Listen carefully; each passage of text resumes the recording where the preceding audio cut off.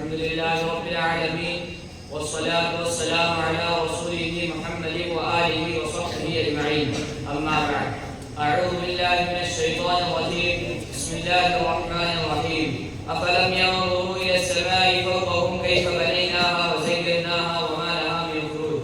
صدق الله العظيم. اسٹیج پر علماء علماء کرام معزز سامعین، میری تقریر کا عنوان ہے توحید اور وجود باری تعالی. حضرات، یہ بلند و بالا آسمان، یہ وسیع زمین، یہ جگمگاتے ستارے، یہ اونچے اونچے پہاڑ، یہ ہرے بھرے کھیت، یہ حسین سبزہ زار، یہ گہرے سمندر، یہ تیرتی مچھلیاں اور یہ اڑتی چہکتی چڑیا کس نے پیدا کی؟ وہ کون سی ذات ہے جس نے چاند کو چاندنی اور سورج کو شعاع بخشی؟ وہ کون سی ہستی ہے جس نے ستاروں میں جگمگاہٹ، بادلوں میں گھنگھناہٹ، ہواؤں میں سنسناہٹ، پھولوں میں مہک، خوشبو میں دمک، جگنوں میں چمک، گنجوں میں چٹک، کلیوں میں لچک اور بادلوں میں دھمک پیدا کی. اس نے خزاں بہار، گلو گلزار، گنگناتے آبشار، دریاؤں میں شور، طوفانوں میں زور، آندھیوں میں تلادم اور سمندروں میں طغیانی پیدا کی. ذرا سوچو، یہ رات و دن کا وقت پر آنا، وقت پر چلا جانا، چاند و سورج کا مقرر وقت پر نکلنا اور ڈوبنا، ہواؤں کا چلنا، بارش کا برسنا اور دنیا کے ہر ایک نظام کو کون سنبھالے ہوا ہے؟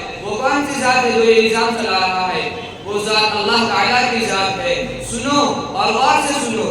وہ اللہ الذی لا الہ الا ہو، وہ اللہ ہے، اس کے سوا کوئی عبادت کے لائق نہیں. اس کی قدرت عظیم ہے، اس کی طاقت بے مثال ہے، اس کی صفات لازوال ہے، اس کی تخلیق بے نظیر ہے. جو آسمان کو سنبھالے، جو زمین کو پھیلائے، جو بارش کو برسائے، جو چاند کو نکالے، جو سورج کو ڈبائے، جو ہواؤں کو چلائے، جو بارش کو برسائے، جو دنیا کا خالق اور ساری انسانیت کا مالک ہے.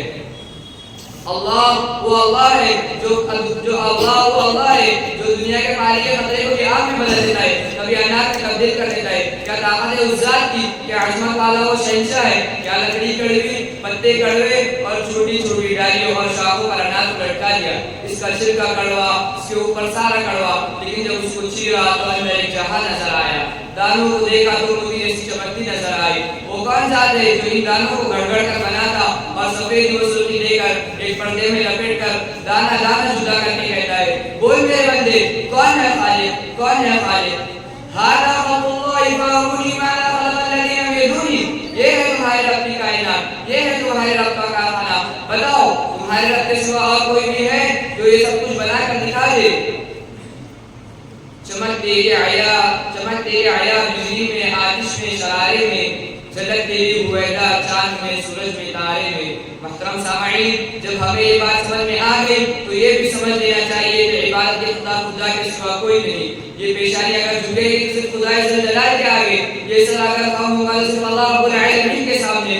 دنیا کا سب سے بڑا پاپ اور سب سے بڑا ظلم یہ ہے کہ ہم خدا کے سوا کسی اور کے آگے سر کو جھکائے، کسی اور کو اپنا حاجت روا خیال کرے، مصیبت کے وقت کسی اور کو پکارے اور کسی اور سے مدد مانگے. لہذا ہمیں چاہیے کہ ہم ہر حال میں، ہر پریشانی میں، ہر مصیبت میں صرف اللہ سے مدد مانگے، صرف اللہ کو پکارے اور اسی کو اپنا حاجت روا خیال کرے، ورنہ ہماری توحید کا کوئی اعتبار نہیں ہوگا اور ہم مسلمان